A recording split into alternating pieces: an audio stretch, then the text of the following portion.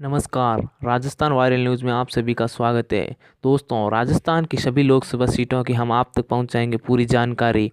और आज हम बात करेंगे बाड़मेर जैसलमेर लोकसभा सीट की और बताएंगे आपको बाड़मेर जैसलमेर सीट का पूरा इतिहास 1957 से लेकर 2019 तक का। तो चलिए जानते हैं 1957 की। तो इस सीट से सबसे पहले सांसद बने थे रघुनाथ सिंह, जिनके सामने थे गोवर्धन दास, जिसमें रघुनाथ सिंह को 79,317 वोट मिले थे और गोवर्धन दास को 51,701 वोट मिले थे। 1962 में इस सीट से सांसद बने थे तन सिंह, जिनको 1,03,95 वोट मिले थे और इनके सामने थे ओंकार सिंह, जिनको 82,684 वोट मिले थे। बात करें 1967 की, तो अमृत नाहटा और तन सिंह आमने सामने हुए थे, जिनमें अमृत नाहटा को 1,18,410 वोट मिले थे और तन सिंह जी को 88,477 वोट मिले थे। 1971 में भी अमृत नाहटा ही सांसद बने थे, जिनको करीब 1,66,605 वोट मिले थे। 1977 में सांसद बने थे फिर से तन सिंह जी, जिनके सामने थे खेत सिंह। उस समय तन सिंह को वोट मिले थे 1,91,574 और खेत सिंह को 13,249 वोट मिले थे। 1980 में सांसद बने थे विरधी चंद कांग्रेस पार्टी से, उनको 1,80,917 वोट मिले थे, जिनके सामने थे चंद्रवीर सिंह, जिनको 1,42,940 वोट मिले थे। 1984 के चुनाव के बारे में, जो इंदिरा गांधी के मौत के बाद हुए थे, इस समय कांग्रेस पार्टी ने फिर विरधी चंद पर विश्वास जताया और उन्हें फिर से बाड़मेर जैसलमेर लोकसभा सीट से मैदान में उतारा था। उस समय इनको 2,20,658 वोट मिले थे और चुनाव जीत गए थे। उनके सामने थे गंगाराम चौधरी, जिनको 1,13,945 वोट मिले थे। 1989 में जनता दल से कल्याण सिंह कालवी को मैदान में उतारा गया। उनके सामने थे विरधी चंद। उस समय कालवी साहब को 3,67,575 वोट मिले थे और विरधी चंद को 2,10,115 वोट मिले थे और कल्याण सिंह विजय हुए थे।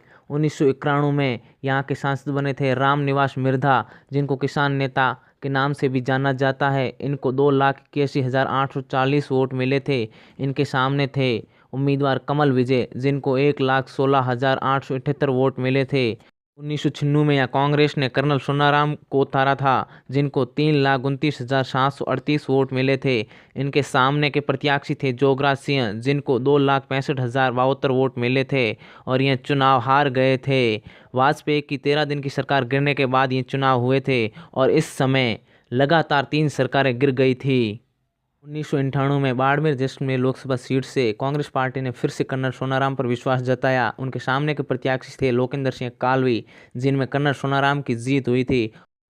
अब बात करें 1999 के चुनाव की, जो 1 वोट से वाजपेयी की सरकार गिर गई थी। 1999 में भी सोनाराम जीते, जिनको 4,24,150 वोट मिले थे और इनके सामने के उम्मीदवार मानवेंद्र सिंह, जो जसवंत सिंह जसोल के पुत्र हैं। उस समय मानवेंद्र सिंह को 3,92,010 वोट मिले थे। 2004 में मानवेंद्र सिंह भारतीय जनता पार्टी ने उतारा, इनको 6,31,851 वोट मिले थे और यहाँ पर कर्नल सोनाराम की हार हो गई थी। 2009 में इस बार कांग्रेस पार्टी ने सोनाराम को टिकट ना देकर हरीश चौधरी को मैदान में उतारा, जिनको 4,16,497 वोट मिले थे और मानवेंद्र सिंह जसोल को 2,97,391 वोट मिले थे। और अब 2014 में भारतीय जनता पार्टी ने कर्नल सोनाराम पर विश्वास जताकर उतारा और कर्नल सोनाराम की जीत हुई थी।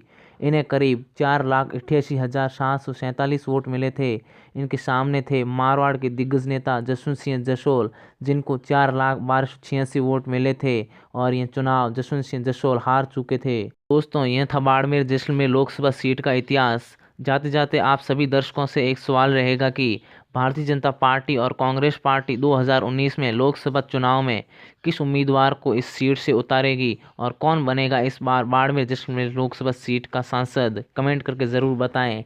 और जाते जाते एक और प्रार्थना कि चैनल को ज़रूर सब्सक्राइब कर दें।